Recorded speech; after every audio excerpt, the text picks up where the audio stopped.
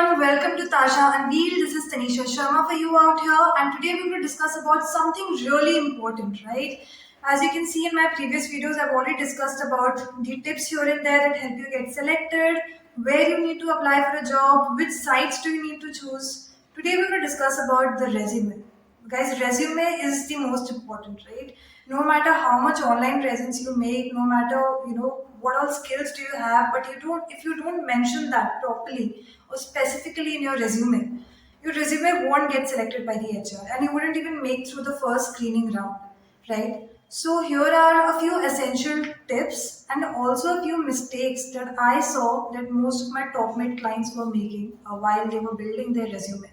So without wasting any further time, let's get started.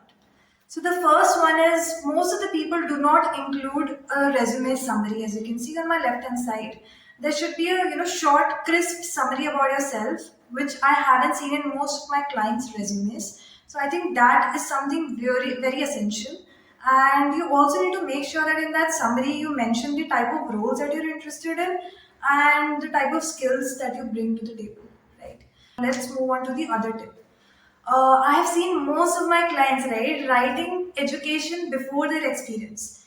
Now, guys, let me tell you the ideal flow of a resume and the ideal flow of my resume, which helped me, get selected for various MNCs. Your resume should begin with a summary about yourself, and then you should be having the experiences, the skills which are being highlighted in that particular experience, and then you should shift on to the education.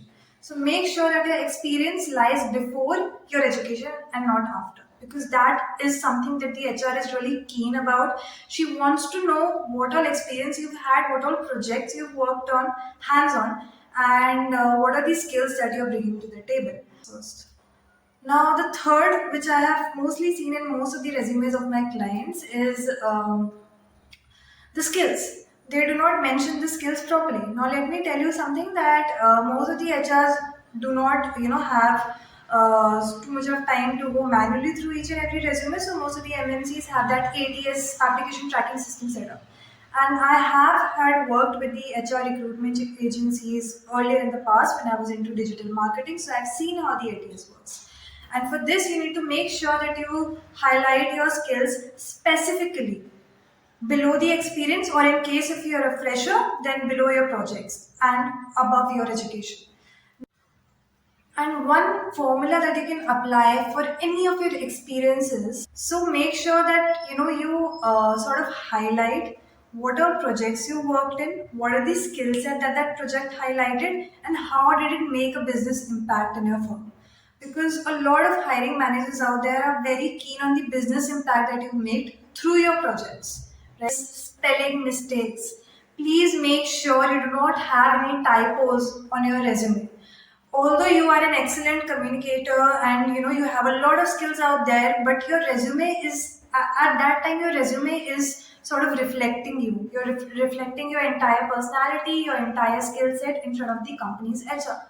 So if your resume has a lot of typos and grammatical errors, that's not a good way, right? That's not a good way to get started with for any job. Now, the next tip, which I also want to mention, is try to remove the clutter. Guys, it's okay to highlight your hobbies and your interests below in the in the last section, but make sure you make that crisp, because some of the people are making that really long, which is why although you're a fresher, but your resume would be probably a 4-page or a 5-page resume, which ideally shouldn't have had happened, right? If you're a fresher, your resume shouldn't be exceeding more than 2 pages.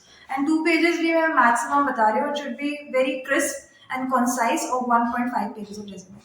Try to include more and more information using lesser and lesser space in your resume. And also, one more important thing is that try not including the experiences which are not related to the role. Okay. For example, if you're applying for a data analyst or data scientist job role, then try not including any BPO experience, because that wouldn't really help me. Even I have had BPO experience. I worked in Accenture earlier as a process associate, but I try not including that in my data scientist or data analyst resume. So these were the high level tips. If you guys have anything else on your mind or any other question on your mind, or if you feel that you would want to share something with me which I can talk about in my later videos, then do let me know in the comment section. I hope you found my video fruitful and helpful.